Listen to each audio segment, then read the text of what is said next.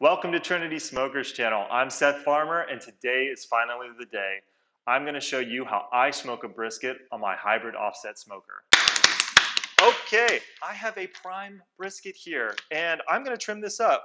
I am not going to explain how I'm going to trim this up because I'm sure you've seen 1,000 brisket trimming videos. But I'm going to trim this up the way I like it, and you're going to kind of see and fast forward how this actually works, and then we'll season it and get it on the pit.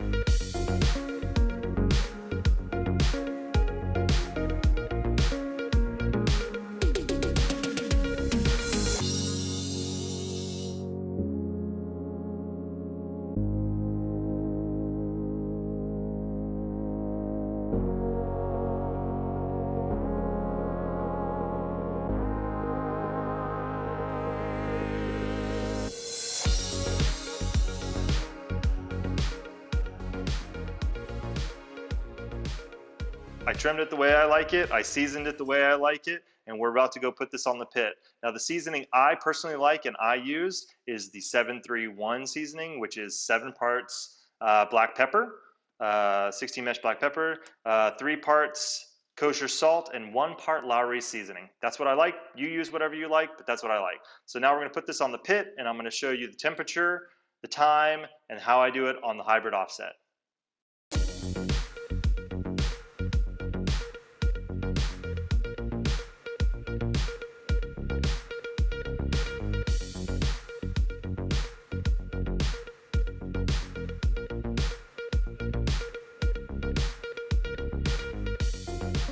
All right, so I just put this brisket on, and you can see here, fat side up, of course. And the reason we went fat side up is because I want to make sure that the heat comes up, rises up to the top, over the top of the brisket, so it renders that fat really well. I would recommend any cooker that you're using, wherever the heat source comes from, that's where you want to put the fat. So if you're using like just a pellet grill that has the heat source coming up from the bottom, you're going to put the fat side down. If you're going to use an offset like this, you want to make sure the heat source, that the heat's coming from up top, that's going to go over the brisket and render the fat really well. So just wherever the heat comes from, that's where the fat is going to be pointed towards. So this is where the magic happens, and I wanted to show you again. So what I'm using is post oak here. I started my fire at 225 because I want to get really good smoke flavor on that brisket for the first 4 to 6 hours. And you can see the pellet hopper is burning those pellets right underneath the burn plate, and post oak wood is right above. We're holding steady at 225, and this log will last, depends on the log, but this is a pretty good size one, so maybe 30 minutes to an hour. I'll come back and put another one on. I don't use any charcoal. I just put the logs, the sticks directly on that, and the fire does the rest. I'm also running post oak pellets in here. You can use any pellets you like. They come in a variety of different woods, but I like post oak, so we're gonna stick with that today. All right, you can see here, you can place the logs in here this way or through the back door. And we're gonna check back in about a couple hours to see how this thing's going, but right now, this is good, we're ready to roll. All right, so I started this brisket at about 5 o'clock-ish, and it's been about 7 hours now, so we're gonna take a look, and I think I've got the smoke I'm looking for. Yeah, it's looking pretty dark there, it's looking good. And I'm tired, so I'm gonna take this sucker off, and we are going to wrap it. I'm doing the foil boat because, again, I want to render this fat and continue to get this fat really, really rendered. But secret ingredient, want to make sure. Gonna add some of this tallow. So what I like to do is I like to just add this tallow right here like this. All over the top. No, it doesn't really need a ton on the top, but it's going to drip down to the bottom, and it is going to continue to cook. And as you can see, it is already melting. And so the underneath will get the tallow it needs. Onto the pit it goes again for another couple of hours until this is fully rendered and internal temperature is reading about 200, or until it feels like butter when you put the probe in. All right, see you in a second.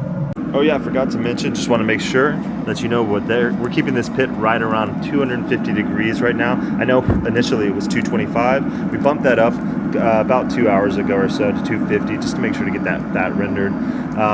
Yeah, and pretty much I'm gonna go to bed, and when I wake up in the morning, it's gonna be ready to go, and then I'll show you what I do next at that point.